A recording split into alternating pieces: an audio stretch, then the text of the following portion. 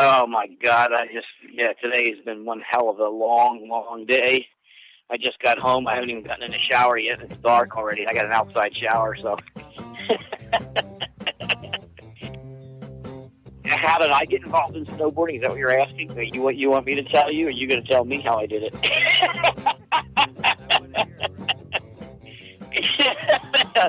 Okay, you asked me a question. Let me answer it.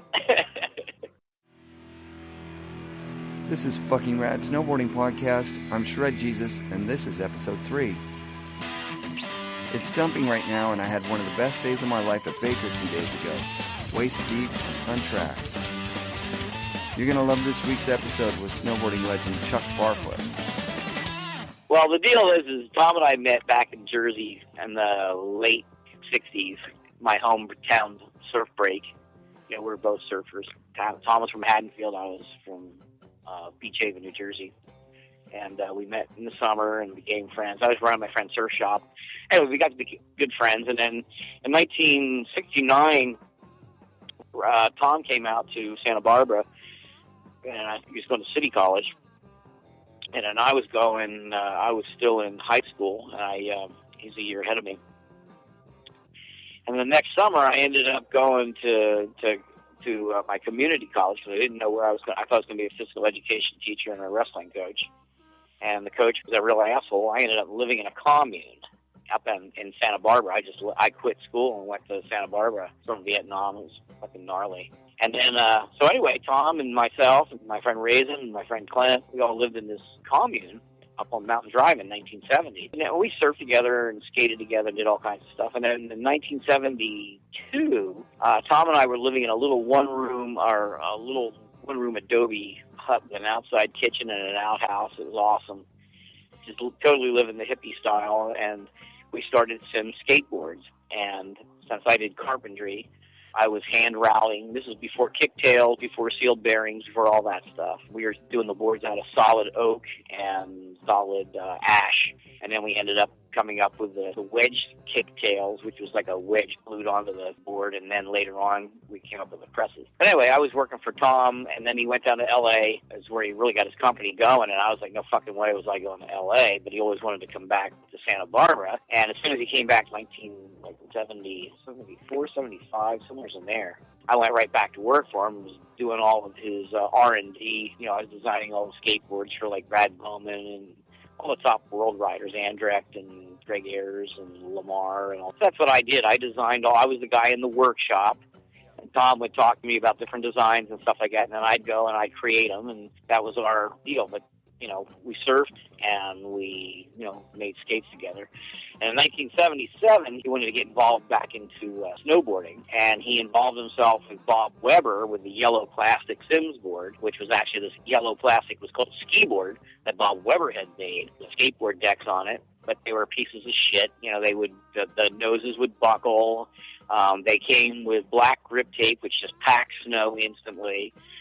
They had sky hooks on them, so you know, you might have one snowboard between 4 or 5 guys that wanted to ride. And if you were goofy foot and one guy was regular foot, somebody was out of luck, you know, you couldn't ride it.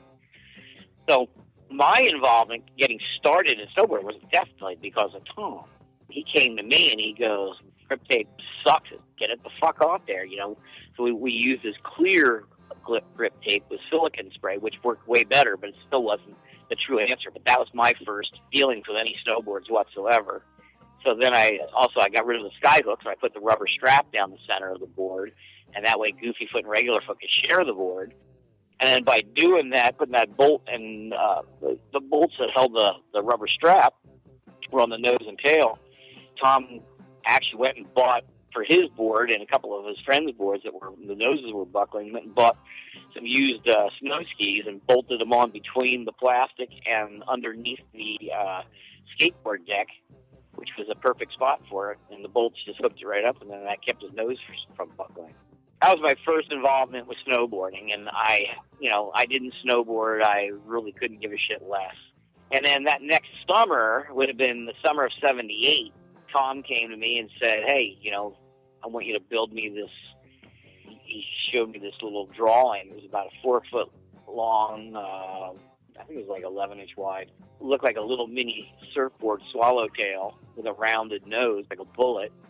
It was like a glorified, basically, snurfer. So I started building that, and I built I built a mold for it, and I built a V-bottom with double concaves in it, did it all in black and gel coat, and then started put a fiberglass rib in it, and halfway through it, I'm looking at this thing, and I'm like, I go, Tom, this thing sucks. I could make something way better than this. So he just says to me, he goes, well, just do whatever you want. So I made a drawing up, which I actually have the drawing, and it was like putting two skis together. So you had camber with a little bit of tail kick and a nose kick, and take them and V them. And you would have, if you look down the bottom, it would be a camber with a V'd camber, with a nose kick, tail kick. So I went to the Rad and Boat Yard in Santa Barbara to figure out how I could make molds to make the nose and tail lift and all the cambers, and how I could create all that stuff. And they kind of showed me how they were doing boats.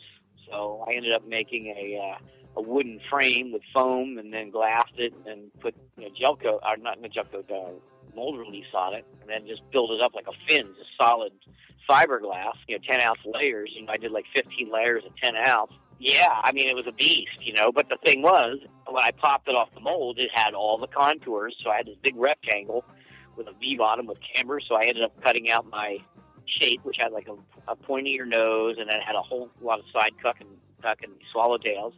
And that was my very first board, so I hadn't even snowboarded yet, and I designed a board in my head that I thought would work, built the board, and then Bob Weber came into town, and just before Christmas, drove out all the way to Entry 3 between Alta and Snowbird in Utah. And I had still never had put my foot on a snowboard yet, but I had a board that I had built. So his girlfriend drove us up to the top of the switchbacks, and him and I got out. It was about 18 inches of wet snow, and strapped my board on, and came all the way down the hill, toe and heel turns. I even got pictures of my very first toe and heel turns all the way down the mountain. Came up to came to the next switchback, and I was hooked. I was all over. I made it from top to bottom. The board worked great. It was just like surfing on snow, which is exactly what I was trying to do. And I was fucking hooked. So Christmas Day, 1978, you'll see pictures of me holding my board up with my big Sims red, white, and blue shirt on, and my massive beard, and this monster of a board. That was my very first snowboard, my very first time riding it, and it worked great. So I just went back and started from that point on, just made a better board each time, So I've got like this amazing collection of fiberglass, one-of-a-kind, prototypes that all work, with cambers and channels. And I've got the holy grail of snowboard collection, There's only a few of them that got away from me that were the one-of-a-kind. I've got 25 one-of-a-kind. Those boards are priceless. Oh, no. Ken got involved with me about, I think, in the summer of '82. He had been doing the Endless Winter. He was actually riding Tom's boards down in Australia. So he was in Canada for the winter, went down to Australia, and when he came back, he stopped by my place, and we met, and he instantly switched right over to me and became the guy who got me all my team riders. And it was just like Ken was a dream come true for me. It was just like, he'd come down, being his crazy self, show up and just load his van up with boards and then drive back to Canada. Schwarty, Doug Lundgren, Yano Pendergrass, Alex Warburton, John Boyer, Don Smith. Evan was my rider before. Yeah, Evan and I met in the summer of '82, and back in New Jersey. And him and Bob Boyle, I was like going surfing, and I see this little Honda with a freaking Burton sticker in the back of a Burton back hill, and I'm like, cool. So I left a big note on their door, just said, hey, I'm Chuck Barfoot, I make snowboards, blah, blah, blah. I'm back here, for the summer, and I live down in Beach Haven. Here's my number, call me. And then they came down to my house, and we hooked up. And then that winter, they came out to California, worked with me in the factory for a little bit, and then we got them a place up in Tahoe, and then they, were hanging out with all the Sims guys and the Burton guys, with Bob Klein and Terry Kidwell and all the guys from the very beginning, Chantry, all those guys. Well, Tom and I were best friends from 60s all the way up until about 1981 is when things got weird between us, and that was not because of me. I never planned on starting my own company. I thought I was going to be Sims's right arm for the rest of my life. I was fine with that. Absolutely. Incredible person to be around. And him and I mean, just like, we were so close, you know, I mean, always surfed together, fucking always skated together. I mean, it was just like we fished together. I mean, it was just, you know, he was my best friend. Yeah. What happened was I think Tom ended up hanging out with a bunch of like really rich people, which changed his whole attitude. You know, he went from driving around in his little Volvo, bare feet, and him and I skating and fishing and meeting chicks and stuff together, to like hanging out with people with BMWs and Porsches and all these people that, like, now that he was getting popular, you know, these are like rich Montecito people, and they're like, oh, Tom Sims, you know, and all of a sudden Tom Sims is not Tom Sims anymore, and then his business was really kicking ass. So he would you know, he'd be in the middle of a meeting, and then he would come running down to the R&D, my little spot in the back, you know, where I have all my tools and shit. He'd come down and he'd, Chuck, go get the boat ready, right? And I'd be like, got it. So he'd go back up in the office, you know, and everybody thinks he's like going to be there for a while, right? And I'd take off. I'd hook the boat up, take it down to Santa Barbara Harbor, drop it in, fuel it up, get bait, have the thing run, and he'd come flying. He'd split one of those meetings and just take off. And he'd come down there in his BMW, come running down the dock, right, and just jump in the boat, and fucking we'd go off to Sandbass City and go fishing. He would ask me all these business questions that I couldn't give a flying fuck about, but I would give him. He knew I'd give him an honest answer, because that's just the way I've always been. It's like I will not bullshit someone. You know, it's like red's red, black's black, white's white. You try to get anything else, it's like, don't say it in front of me because I'm going to call you on it. You know, and it was really fun. I mean, he'd ask me these things, and I would just kind of say, well, that sounds like a good idea. That sounds like a fucking stupid idea, you know. And whether he used them or not, it was I was the guy that he bounced stuff off of because he knew he'd get a straight answer. So later on, like, you know, all of a sudden he's like fucking hanging out, like I said, with all these rich assholes, and they're there. I mean, I can see it because I'm like his best friend, and I'm like, I can see what they're there for. They're there for what they can get from being associated with.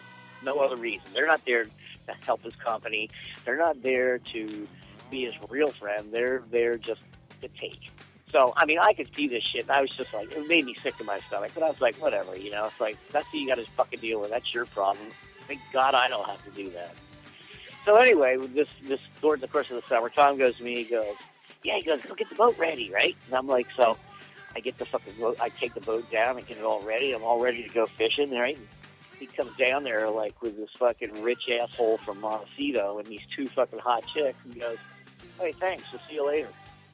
I'm like, what? You know? So I was pissed, right?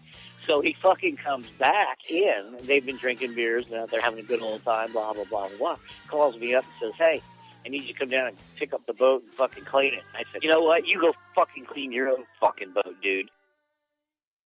Tom had a really bad problem with not being able to share any limelight whatsoever. It was just like there were stories written about Sims and blah blah blah blah blah from the skateboard industry and stuff like that, and it was like, and Tom had written in there, it was like, oh yeah, you know, and Uncle Chucky or Bilbo Baggins, which he nicknamed me, right? But he would never mention the name Chuck Barfoot. He never said my name. That's one of the reasons I've done so shitty in business, because I fucking always trust everybody. I'm just like, I've been fucked over a few times. So, I mean, it was just, I'm still nice to people, because that's just the way I am. But I realized that, you know, in business, it's like, now it's the way it was when we first started. It's me and Rita lost again, and it's absolutely fucking wonderful. You know, there's no arguments. There's no weird shit. It's like we both have the same work ethic. The original twin tip was designed by Ken and Neil DeFern, and Evan had a little something to do with it. They pressed those boards up in Calgary. It was the very first true conventional bottom double-ended board. Now, the very first double-ended board was the Prop snowboard. Oh, yeah, well, Prop was made by a fellow by the name of Matt Donovan, and up in Tahoe. But the thing looked like an airplane propeller. In fact, Ken and I saw him at the first Worlds, and you know, it was funny. He comes up, Ken and I are sitting there talking, and he's just the nicest guy. He's talking, he's all excited about the snowboard he designed and blah blah blah blah blah blah blah. And I'm like, well, do you have one here? And he's like, yeah. So he goes, here, come out, check it out. So we walked outside of I see this board, and I almost started laughing because it was so fucking weird looking, right? But I didn't want to bum him out because he was such a nice guy. And Ken and I are like, wait a second, what the fuck is this thing? It looked like an airplane propeller. And it was kind of designed, but it had, you know, it was the same on both ends. And nobody at that time rode fakie, okay? Everybody rode strictly directional. No one rode backwards. He walks up the hill a little ways, starts coming down. He was goofy foot, comes down, you know, regular, goofy foot, switches fucking stance, does a 180 and switches stance, does a couple of turns, switches it back around to his normal stance. I'm like, I've never seen anything like that before in my life. I was like, what the fuck? So I'm like, he goes, you want to try it? I'm like, yeah. And I swear to God, dude, I could not ride that thing 6 inches. It was sort of like if you put trucks on a skateboard backwards and you had to lean the opposite way to turn, right? It was the weirdest fucking thing. I tried it for about 5 minutes, and I couldn't go 6 inches without falling flat on my back. I'm like, how the fuck do you ride this? And he ripped on it, right? But it was like you had to be like this kind of genius, weird personality to be able to ride one. And there was one other guy, this guy Vince rode one, was on his team, and he ripped shit on it too. But anyway, that was the very first double-ended snowboard. But it was a piece of plastic. It was not a conventional board. Now, Ken and Neil did a conventional bottom with a light camber under your feet, and then early rise in the nose, and an elongated nose and tail, which were almost similar. That was the very first twin tip, true twin tip.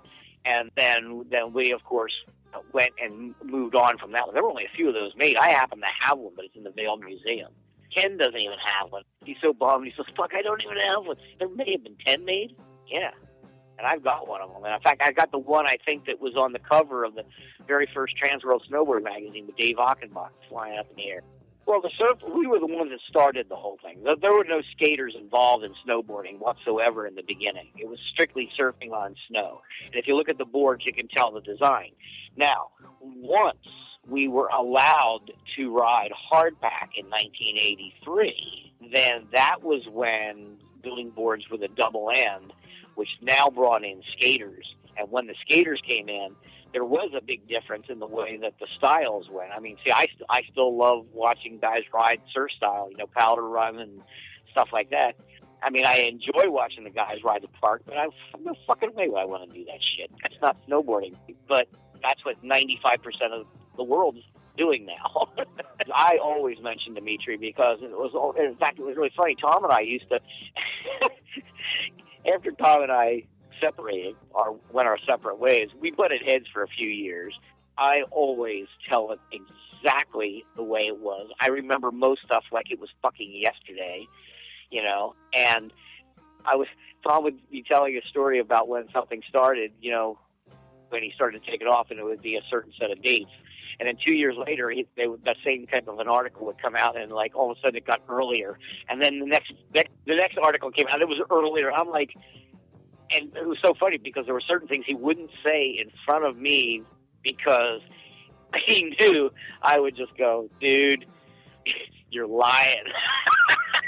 You know? And it wasn't, it was just because I hated, Tom said something to me that stuck in my head forever, and this is when we were fully together. He goes, if you get it written in the magazine, it is, you know, basically it's the law. So you can write whatever the fuck you want, and people read it, and they go, oh, I read it. It has to be true.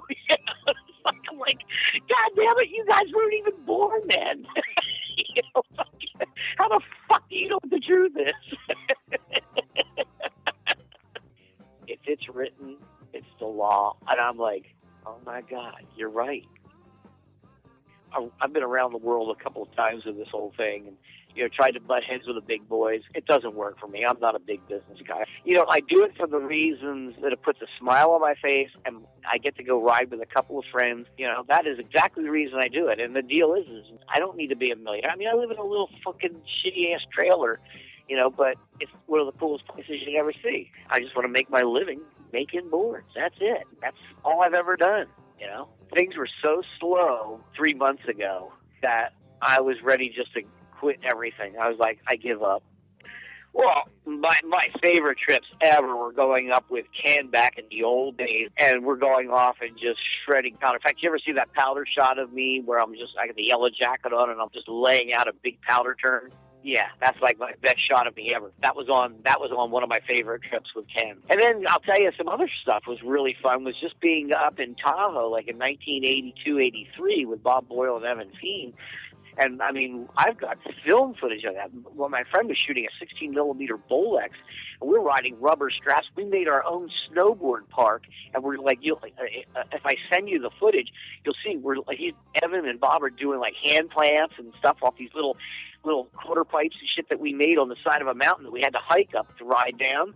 It was 82, 83. There was no parks. The sports got so big, I can do direct sales where you make more money. And once you buy a board from me, you automatically get like $100 off for the rest of your life. And the people who support me, they're like family to them. Designing this new hybrid for me was just absolutely, it just had me gaga. It was like I was in the old days. It was like I took an older outline from back in the day and made it clean, just did computerized lines and just made everything so they flowed perfectly. Put just a tiny little bit of camber under your feet and a really elongated early rise going up into the nose so that the board will be faster than shit. And you're way in the back seat. And then also there's a little early rise before the swallowtail. So if you're riding hardpack, you can actually turn the board fakie and ride on hardpack. I mean, these things are going to be so much fun to ride in powder. I'm dying. I'm jonesing. The good thing that's come from it all is like, Ernie and I have, like I said, we've been through it all. And now it's like we realize there's two people that will never fuck Barfoot. One me, one Ernie. We're going to be okay, And that's all that matters.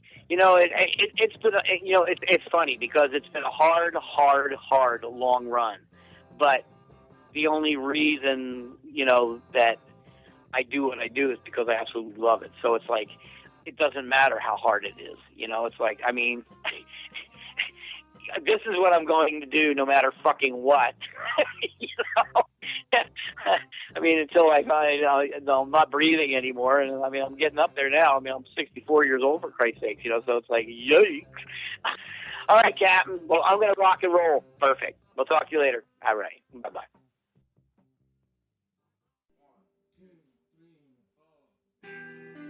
Fucking rad shoutouts this week to David Christoff from North Vancouver. He correctly identified most people from our preseason teaser. Congrats, Dave. You've won a beer Cuda courtesy of Burton, Canada. Thanks for all your patience as we figure out iTunes. We're trying to get approved, and I think we're almost there. Chuck mentions his favorite picture of himself snowboarding. I'm going to use that for the episode. I'm also going to post mine on our Facebook page, and we invite you to post yours. That'd be fun. Well, snowboarding was definitely by 1983, a few of the smaller mountains started to open up to letting us use the chairlifts and stuff. Once that started to happen, that's when the sport really started to take off. But before that, I mean, we were hiking and using snowmobiles and I mean, there was no chairlifts. I think it was all surfing powder. Music in this episode by Captain Beefheart, a Little No Effects and a version was in there.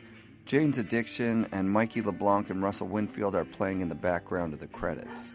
I mean, I was like, all of a sudden I was realizing, the kind of shit that was going on. I was like, wow, dude, you are so out of line, it's not even funny. But he didn't even see it. He didn't see it. I mean, he was like in his little world. Tom Sims passed away in 2012, and our heartfelt condolences go out to his entire family.